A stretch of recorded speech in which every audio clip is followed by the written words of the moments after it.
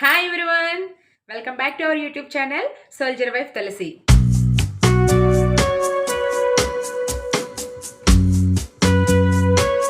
ముందుగా మీకు మరియు మీ కుటుంబ సభ్యులందరికీ శ్రీరామనవమి శుభాకాంక్షలు అండి. ఆ శ్రీరాముడు ఆశీస్సులు ఎప్పుడు మీపై ఉండాలని దేవుణ్ణి మనస్ఫూర్తిగా కోరుకుంటున్నాను. అందరూ ఎలా ఉన్నారు? అందరూ బాగున్నారు అనుకుంటున్నాను. అలాగే బాగుండాలని మనస్ఫూర్తిగా కోరుకుంటున్నాను.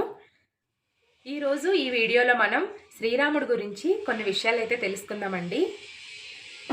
అందరి పుట్టుకకు ఒక అర్థం ఉన్నట్లే మన శ్రీరాముడి పుట్టుకకు కూడా ఒక అర్థం మరియు పరమార్థం ఉందండి. అదేంటో ఇప్పుడు తెలుసుకుందాం.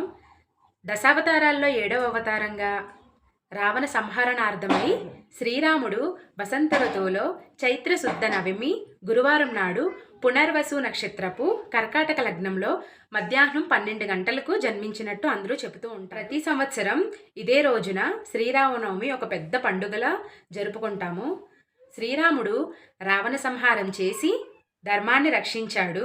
మానవుడు ఎలా ఉండాలి, బంధాలను ఎలా గౌరవించాలి, ఎలా కాపాడుకోవాలి అని ఆచరించి మనకు ఆ శ్రీరామచంద్ర ప్రభు చూపించాడు.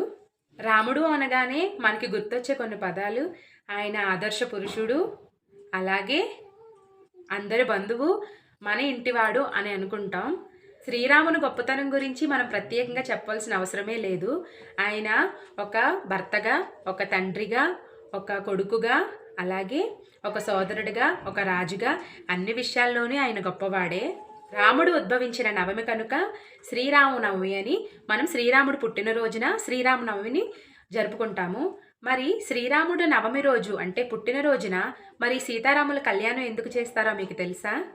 అయితే శ్రీరాముడు భక్తుడైన రామదాసు శ్రీరామ నవమి రోజే సీతారామ కళ్యాణం చేయాలని ఆయన భద్రాచలంలో మొదలు పెట్టారంట. ఆ మొదలుపెట్టిన దగ్గర నుంచి ప్రతి చోట శ్రీరామనవమి రోజే సీతారాముల వారి కళ్యాణం చేయడం ఆనవాయితీగా మారింది. ఈరోజు ప్రతి ఊరిలోని సీతారాముల వారి కళ్యాణం ఖచ్చితంగా వైభవంగా జరుపుకుంటారు. అలాగే సీతారాముల కళ్యాణం అనేది శ్రీరాముడు పుట్టినరోజు నాడు, అలాగే ఎవరైనా మొక్కుకున్నప్పుడు, లేదా దేవాలయ ప్రతిష్టాపన చేసిన రోజున, యజ్ఞాలు చేసిన రోజున, ఎప్పుడైనా సరే కళ్యాణం చేసుకోవచ్చంటండి. అందుకనే నవమి రోజు కళ్యాణం, సీతారాముల కళ్యాణం వైభవంగా జరుపుకుంటాం. అలాగే నైవేద్యం కింద పానకం, చలివిడి, వడపప్పు ఖచ్చితంగా పెడతారు. ఇది ఎండాకాలం కాబట్టి వడదెబ్బ తగలకుండా నానబెట్టిన చెరపప్పును తింటే చలవ చేస్తుందని, అలాగే బాడీ ఎక్కువ డీహైడ్రేషన్ అయిపోకుండా పానకం అంటే బెల్లం నీరు కాబట్టి దాని గురించి ప్రత్యేకంగా దేవుడికి నైవేద్యం సమర్పించి ప్రసాదంగా తీసుకుంటారు. ఇప్పుడు రామ అనే పదం ఎలా వచ్చిందో తెలుసుకుందాం. నారాయణ నుంచి రా అనే పదాన్ని, నమశివాయ నుంచి మా అనే పదాన్ని తీసుకొని రామ అని పెట్టారంట. అందుకే ఈ 2 అక్షరాలు ఎంతో ప్రాముఖ్యమైనవి.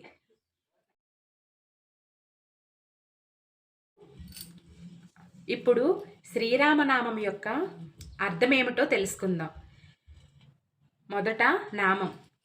శ్రీరామ రామ రామేతి రమే రామే మనోరమే సహస్రనామ తత్తుల్యం రామనామ వరాననే. మొదటిది శ్రీరామ రామ రామేతి రమే రామే మనోరమే అంటే మనం రామనామాన్ని పదే పదే తలవడం వల్ల మన మనస్సు రాముడి పైన నిమగ్నమై అదే రాముడి పైన లీనమైపోతుందంట. సహస్రనామ తత్తుల్యం రామనామ వరాననే అంటే అర్థం ఏంటంటే ఈ ఒక్క నామాన్ని తలవడం వల్ల విష్ణు సహస్రనామం పలికినంత ఫలితం దక్కుతుందని చెప్తూ ఉంటారు. అది అకార్డింగ్ టు నెంబర్స్ ఎలాగో ఇప్పుడు ఒకసారి తెలుసుకుందాం. మనకి అక్షరమాలలో రా అనే పదం యా రా సెకండ్ వస్తుంది. అలాగే మనకి మా అనే పదం పా ప బా బా మా అంటే 5వ పదం వస్తుందన్నమాట. రామ 2 × 5 10. సో అలాగే మనం నామాన్ని ఒకసారి తలుచుకుంటే గనక ఆ నామంలో రామ అనే పదం 3 సార్లు వస్తుందన్నమాట. అలాగే 10 × 10 × 10 1000 అవుతుంది. కాబట్టి అంటే సహస్రనామం. ఒక్కసారి మనం రామ ఈ నామాన్ని గనక పలికితే మనకి సహస్రనామం, విష్ణు సహస్రనామాన్ని పలికినంత ఫలితం దక్కుతుందంట. ఇది దీని వెనుకున్న ఒక చిన్న లాజిక్ అని కొంతమంది చెప్తూ ఉంటారు.